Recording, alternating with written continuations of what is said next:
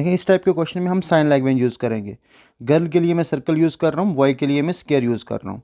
अब यहाँ पे क्वेश्चन में था कि गर्ल इंट्रोड्यूस्ड ए बॉय, तो इसने इसको इंट्रोड्यूस करवाया है as the son of. As the son of मतलब ये किसी का बेटा है, लेकिन बेटा किसका है? As the son of the daughter. तो ये आ गई डॉटर, क्योंकि लड़की है तो इसलिए मैं सर्कल लिख रहा हूँ। Daughter of the father, of the father, इसका मतलब इसका भी एक फादर है ऊपर, तो थर्ड जनरेशन में बात चलेगी। ये तो फादर है तो मैं उसको स्क्वायर से लिखूँगा। तो मैंने यहाँ तक समझ आ गई आपको। Of the father of her uncle, तो इसका अंकल मतलब इसका जो अंकल है ना, तो किसने क्या बोला? Daughter of the father of her uncle. तो ये जो फादर है ये इसके अंकल का भी फादर है, तो अंकल का जो फादर हुआ वो क्या हुआ? दादा।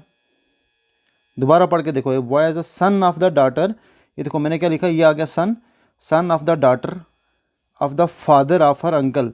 तो ये जो है ना ये इसके फादर हैं और इसके अंकल हैं। देखना इसके जो अंकल हैं ये है इसका अंकल। इस गर्ल ने अपना इसके साथ क्या बताया? रिलेशन, अंकल का रिलेशन बताया है। तो ये अगर अंकल है तो ये इसकी बहन होगी, तभी ये दादा है इसका, इसका भी दादा है। तो ये जो दादा है इसके दादा की ये आगे बेटी, तो मतलब इसकी क्या लगी? वो फूफी।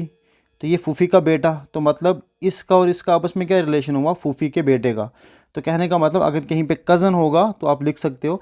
और ये अंदाज़ा आराम से लग भी सकता है कि देखो ये थर्ड जनरेशन है, ये सेकंड वाली है, ये फर्स्ट वाली है, तो मतलब मेन जनरेशन। तो इसका आपस में अगर रिलेशन पूछा हुआ है तो सिंपल ही हो सकता है। सन तो हो नहीं सकता, अंकल भी नहीं हो सकता, सन इन लॉ भी नहीं हो सकता, तो वो ब्रदर ही बचता है।